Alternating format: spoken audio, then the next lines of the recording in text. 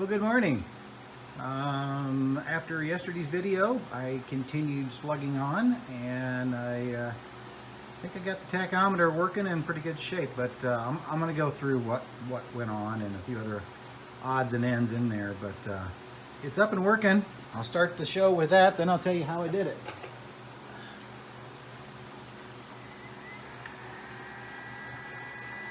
All right.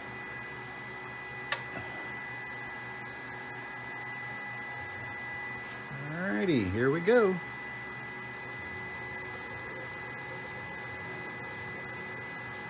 Nice.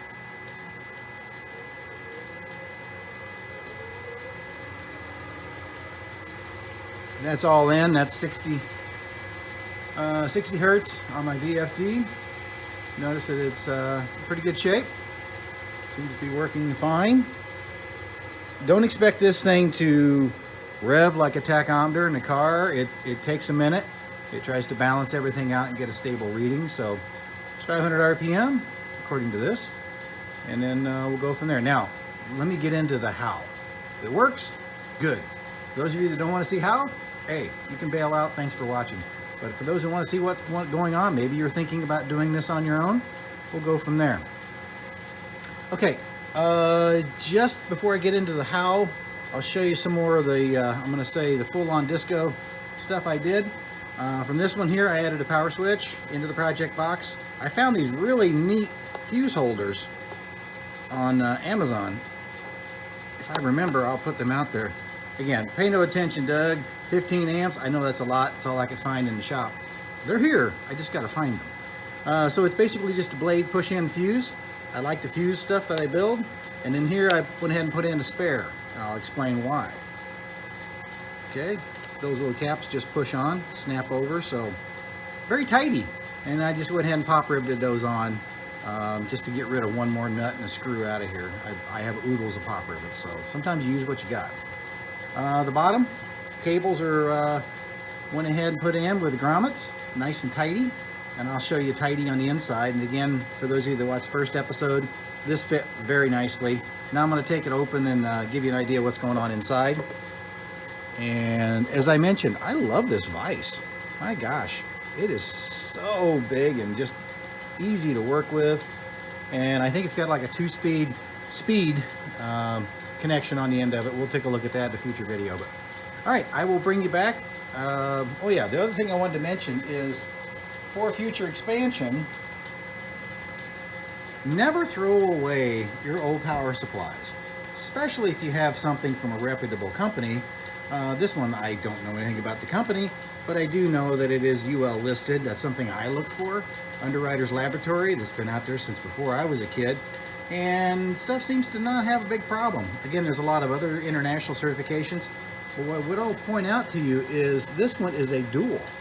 Not only is it a 5-volt output DC, it's also a 12-volt output DC.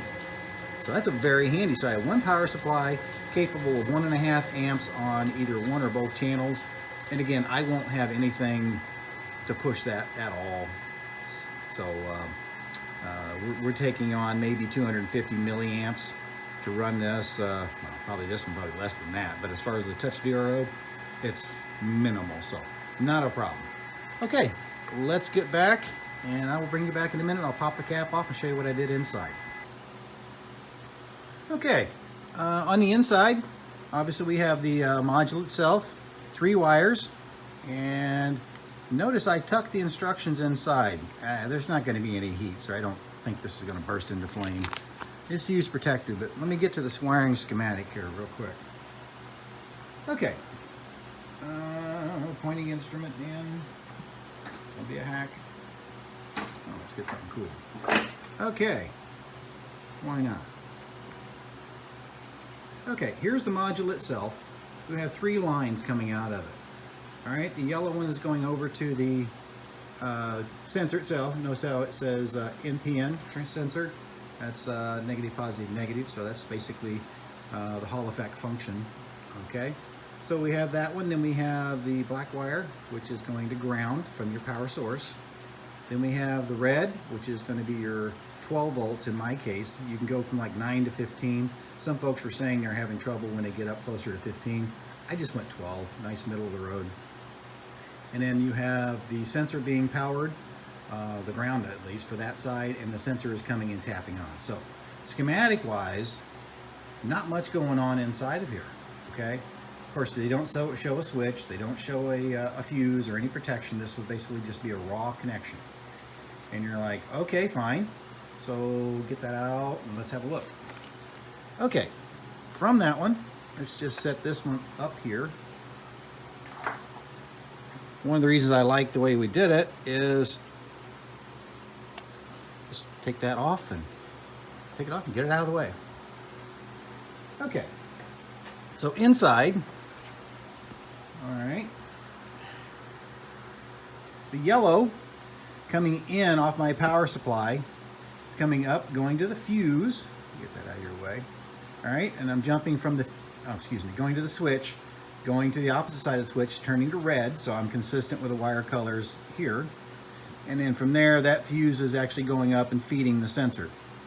So, beyond that, I actually have the ground coming in off my power supply, tying into the blue wire here, as well as the black wire coming off the module. And that's really about it. You're like, well, wait a minute, Dan, you've got like tons of room inside of here. Yes, I do.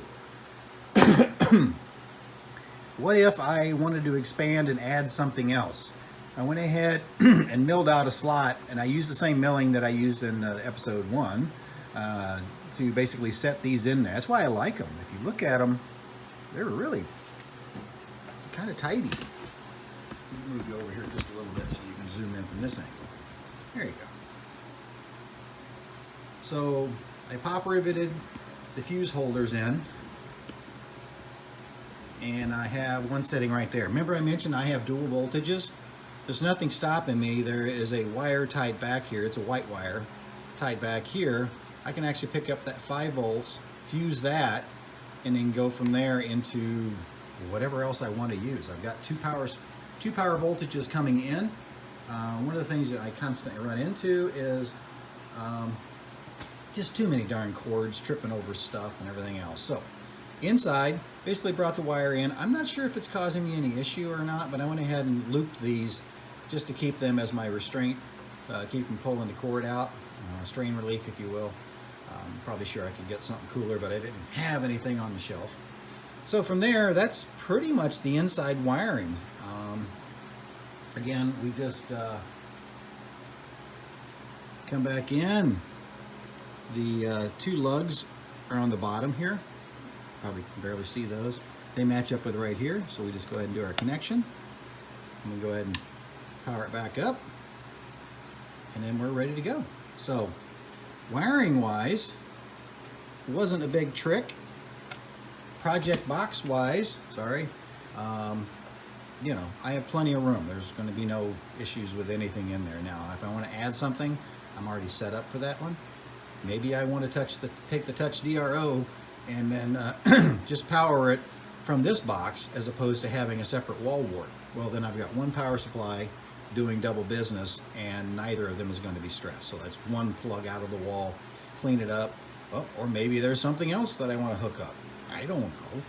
Maybe there's I don't want to tie into the touch DRO for power, and I do a spindle, or yeah, maybe I do something on the spindle differently than what I have right now. So anyway, that is what we currently have. That project is finished. Again, I remember to tuck my wiring back. Tuck this in here because I spent a lot of time trying to chase down old documentation. So that's the part 2. It's up, it's working. Now let me show you what I did about the sensor. Okay, sensor mounting is right here, and the wire tucks up nicely going back. There's no moving parts or anything like that. The shield, there is no open here in the bottom of this belt cover. So got that set in there, and the part you want to see is, where did you get it set? Right there. I was able to come in and pointing device, Dan. I tucked it in really nice and tight because this nut is all that's really going to be up there. Let me change the focus on that just a little bit. There you go. Okay, so there's the nut itself. I came up close enough. I actually got into this housing ever so slightly. So I just took a burr and just smoothed it out. So the nut is actually wedged up against that, so it won't turn. So all I have to do is thread the sensor in from the bottom, right from here, right from there, and basically bring it up to the height. And I've got it, I think I've got it set around 1 millimeter or 2.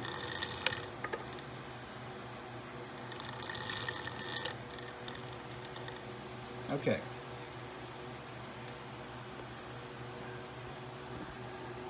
There's the magnet. Sitting right there. So all I did on the back side of that magnet was go ahead and sand that. It's a little tight. Sand that off, and then 2-part JB weld, just stuck it back in. The magnet holds itself really well. So the JB weld is just there for the higher RPMs. I will confess, I did crank it up. We're running around 1500 or more, and then the magnet finally broke the connection with its metal source. So it's there, fairly tight. What's nice about the sensor is you can infinitely adjust up and down, and you just cinch it with this. So I didn't thread going through the housing, that's just it, but the nut is wedged in there tight. And again, I just used a burr on the back to form it, and so it's nice and tight. It's not exposed. Let's look at it from this angle here. It's not sticking out in any meaningful way. Yeah, it's tucked right inside the pulley, and it's fairly square as I could get it without spending a lot of time. So it fired up, it's working. Obviously, when the red light pops on when this is powered up, you tuck it in and you are hot. Okay, so there you have it, a working tachometer on a Delta Rockwell mill. All in cost on the sensor around 18 bucks US at the time of this film, and easy install, seems to be rock solid, and I don't really have any complaints. You'll see some of the reviews where they'll say, well, it lasted a year. Okay, well, if that's the case and the module goes, all I have to do is basically pop this off, plug the module in, snap it back in the case, and we're good. That's not a big problem for me. So without further ado, we will move on to the next exciting project. Getting a few things done here. Actually, I was pretty pleased with the result on this one. It wasn't that hard, but at the same time, did get some time working with the Touch DRO to you know, do this milling out here. And the same thing worked well on the side. So again, I'll get the tooling offset, factored in, and all that other great stuff. Sadly, I was touching up something and I dropped that wonderful 1.5 millimeter end mill. It proved to be carbide. It did not survive the fall to the floor. It fell by itself, so under its own weight it shattered. So if you have time today, a brief moment about that poor thing. It gave its life for my fumbling. So thanks. We will get on to the next one. Hopefully this will help somebody else either make the decision to go this way, because it's extremely handy. I mean, you can look at the speed chart on the side and you can guess, you can this. Now let's just figure out what it really is and go from there. So, all right, that's it for this one. Thanks for watching. Thanks for subscribing if that's what you'd like to do. And we have another project right behind me here that we're going to try to start on today. We're on a holiday today, so I'm going to see what I can get done. The heater's running. It is extremely cold outside. I think 8 Fahrenheit, so negative I don't know, 15 or something like that Celsius. So very bitter cold. There's no reason to go outside all day. Coffee's fresh. We're good to go. So thanks for watching again. Appreciate your patronage here. And if you have any comments, please leave them below, and we'll go from there. Thanks, everybody.